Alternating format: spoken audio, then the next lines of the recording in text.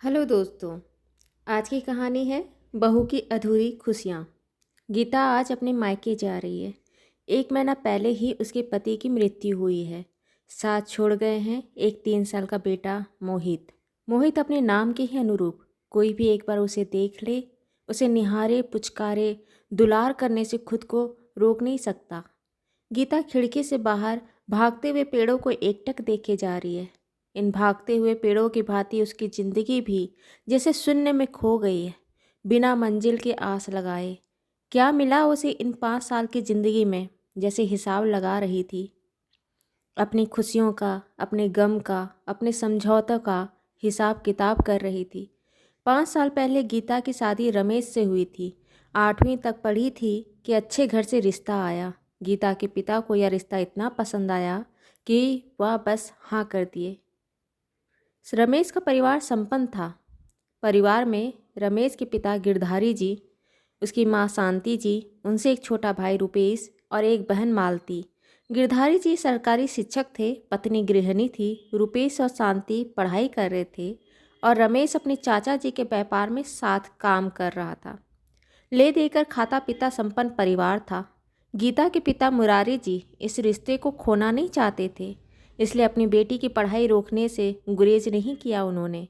उनका कहना था, क्या करना, जिस घर में जा रही है वहाँ किसी चीज़ की कमी नहीं है और ऐसा रिश्ता घर बैठे नसीब से मिलता है। ऊपर गिरधारी जी इतनी छोटी लड़की को अपने घर इसलिए लाना चाहते थे क्योंकि उनका मानना था कि छोटी उम्र की लड़कियां घर लाने से उनके घर में आसानी से ढल सकती है। दोनों ने परिवार तय दिन में रमेश और गीता की शादी करा दी। रमेश गीता दोनों में आपसी सामंजस्य भी ठीक था। दोनों का मन एक चीज़ से सहमत हो ना हो, पर एक दूसरे के मन को देखते हुए कोई एक फैसला ले लेते। कभी रमेश के मन की हो जाती और कभी गीता के मन की। कुल मिलाकर दोनों के बीच टकराव की स्थिति कभी नहीं हुई। शादी के तुरंत बाद रमेश दिल्ली चले गए क्योंकि उनका काम दिल्ली में था।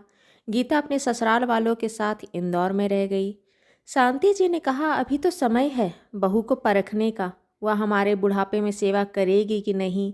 2-3 साल तो हम अपने पास रखेंगे, अपने घर के रीति रिवाज परंपरा सिखाएंगे, फिर जिंदगी भर पति के साथ ही तो रहना है। गीता का मन अपने पति रमेश के साथ रहने को करता।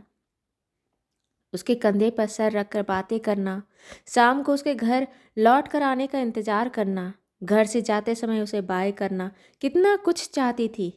वह यह नहीं चाहती थी कि सास ससुर से अलग रहे, पर वह शादी के शुरुआती दिनों में अपने पति से दूर भी नहीं रहना चाहती थी।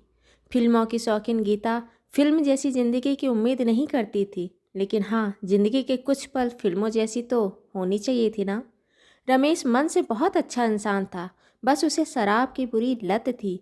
उसके बेलगाम पीने की आदत से परेशान होकर ही उसके चाचा जी ने उसे घर पर ही अपने साथ पीने की इजाज़त दे दी, जिससे वह उस पर नज़र रख सके।